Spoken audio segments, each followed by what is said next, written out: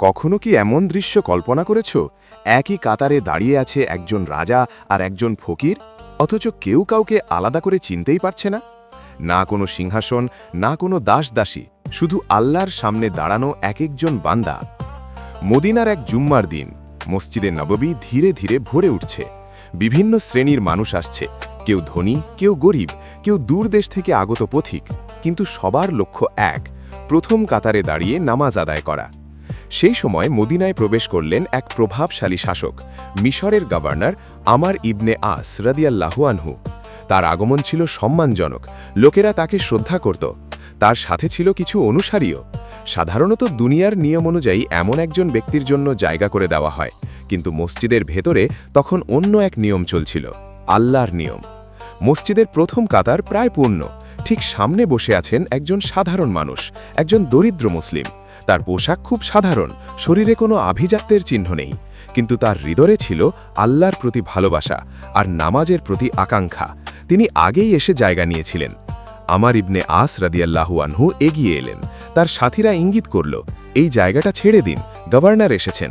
কিন্তু সেই দরিদ্র মানুষটি মাথা নিচু করে শান্তভাবে বললেন, আমি আগে এসেছি, এই জায়গা আমার। এই কথা শুনে মুহূর্তের জন্য চারপাশে নীরবতা নেমে এলো। দুনিয়ার নিয়মে এটা অসম্ভব, একজন সাধারণ মানুষ একজন শাসকের সামনে এভাবে কথা বলছে। কিন্তু ইসলামের নিয়ম ছিল ভিন্ন।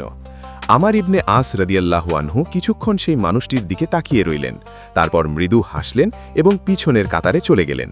তিনি কাউকে কিচ্ছু বললেন না, কোনো জোর দেখালেন না, কারণ তিনি জানতেন এই জায়গা আল্লাহর ঘর।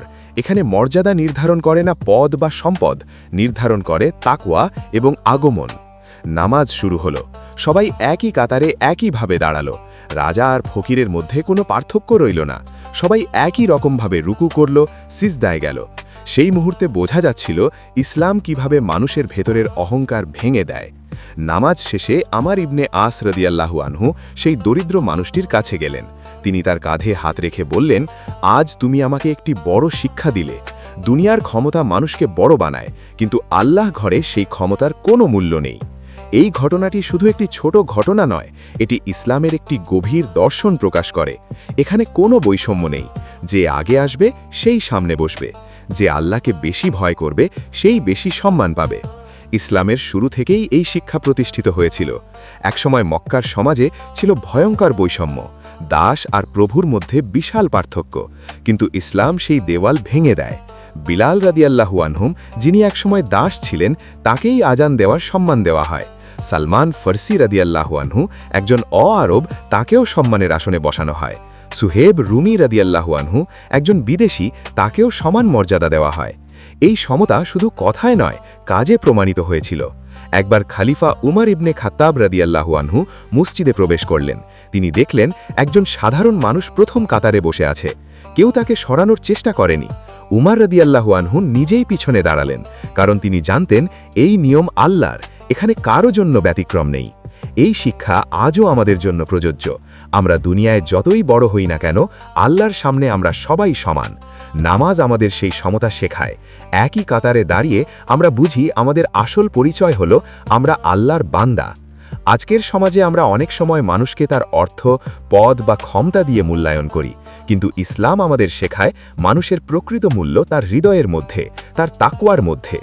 মসজিদের প্রথম কাতার একটি প্রতীক।